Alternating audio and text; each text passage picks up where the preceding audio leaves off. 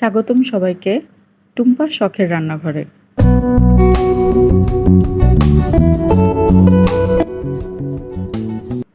আজকে আবার চলে এলাম খুবই সহজ ঝটপট একটি রান্না নিয়ে।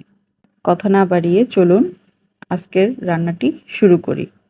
আজকের রান্নাটির নাম ঢ্যাঁড়সের তরকারি। ঢ্যাঁড়সের তরকারি বা ঝোল রান্না করার জন্য প্রথমে আমি কড়াইয়ে কিছুটা তেল দিয়ে দিলাম। এরপর পেঁয়াজ কুচি দিয়ে খুব সুন্দর করে ভেজে নেব।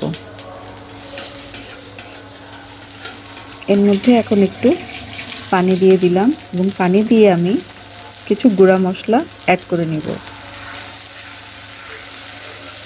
মরিচের গুঁড়া, হলুদের গুঁড়া,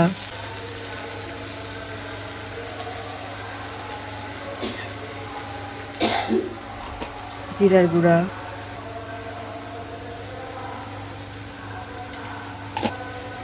মশলাটা খুব সুন্দর করে কষিয়ে নিতে হবে।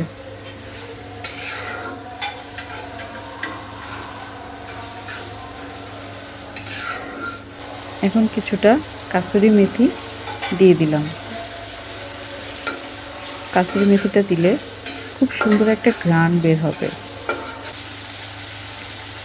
এ পর্যায়ে কয়েকটা চিড়ে রাখা কাঁচামরিচ অ্যাড করলাম। সবশেষে দিলাম কেটে রাখা ঢ্যাঁড়স। এখন ঢ্যাঁড়সের সাথে সব মশলা আস্তে আস্তে মিশিয়ে নিতে হবে। পরিমাণ মতো লবণ দিতে হবে।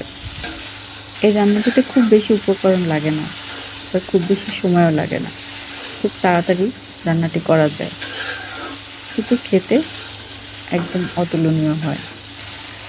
এখন পরিমাণ মতো পানি দিয়ে ঢ্যাঁড়সটাকে সিদ্ধ করে নিতে হবে।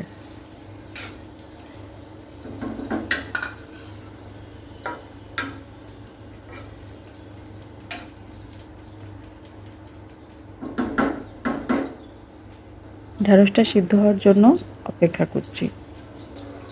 কিছুক্ষণ পর চলে এলাম, দেখুন পানিটা শুকিয়ে আসছে।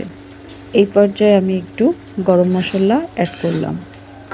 একটু নাড়াচাড়া দিয়ে ঢ্যাঁড়সটা নামিয়ে নিব। তৈরি হয়ে গেল ঢ্যাঁড়সের তরকারি।